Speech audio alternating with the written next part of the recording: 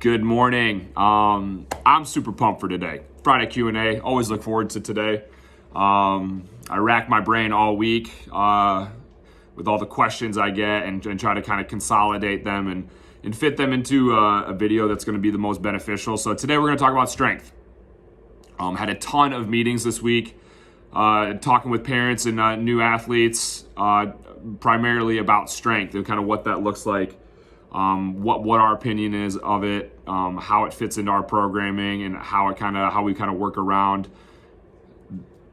kind of framing what the mentality of strength should be. I'm going to specifically gear this because a lot of kind of middle high school, sophomore to senior guys. I've been getting the opportunity to work with a lot more of those. Traditionally, we've been more of kind of a youth population, a middle school age, but high schoolers are coming in droves. And so for the first time, we're kind of seeing an influx of people who have really good or like have established solid levels of strength coming in here. Now, in high school, there's probably always a little room for improvement when it comes to developing strength.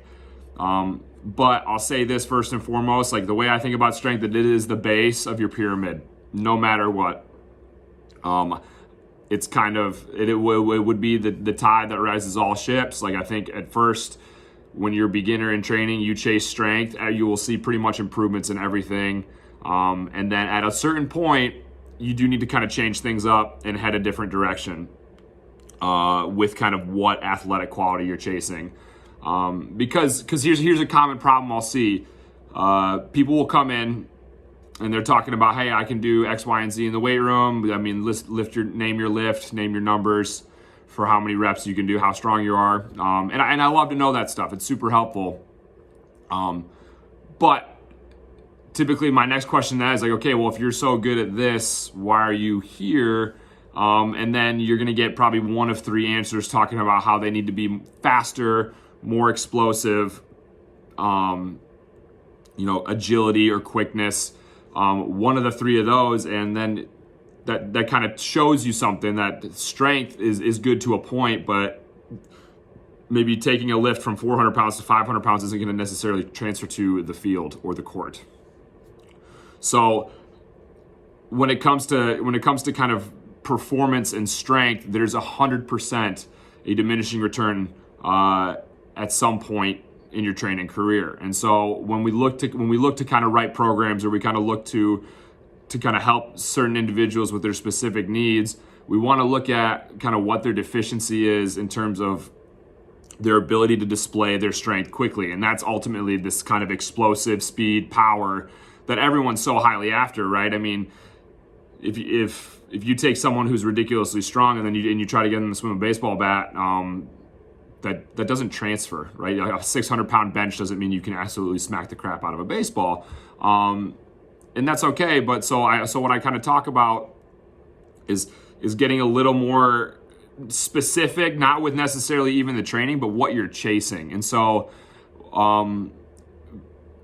a good example of this is like if we want to do things to improve our speed, our agility, our explosiveness, we need to do activities that will train speed, agility, and explosiveness. A conversation I had the other day was, hey, like, how long you been lifting weights for? He said, hey, like 3-4 years. And it's like, okay, and you've gotten pretty strong up to this point. Like, how often have you sprinted? How often have you jumped? How often have you practiced, change of direction stuff? And he said never.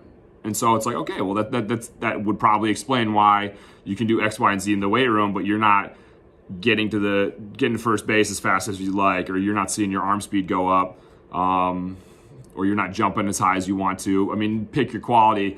That's typically the problem. Is this the lack of kind of education? And hey, just because I'm getting stronger doesn't mean I'm necessarily getting better. So where I'm going with this is early on, and I've said this a whole host of times, but I don't think it ever hurts to kind of go over this again, is you always want to lay a foundation of strength, right? The younger you are, the more focus on strength you're going to have. The older you get, the more specific you need to get in kind of chasing qualities of where you feel like you personally lack on the field or court. So whether that is jumping, change of direction, first step, power, like displaying your strength quickly in a powerful manner, throwing, hitting, whatever your sport is, like there needs to be some specific goal in mind in order to accomplish those things. Because otherwise you're basically just closing your eyes and throwing darts at a board and hoping you hit the bullseye. When in reality, like what you want to be good at, you need to do things that will get you better at that. And it really is that simple. And it kind of sounds stupid to say, but most people want to complicate this, and it's not that terribly difficult to get people what they want, so long as it is executed with ferocious intentions and dedication and just really, really good consistency.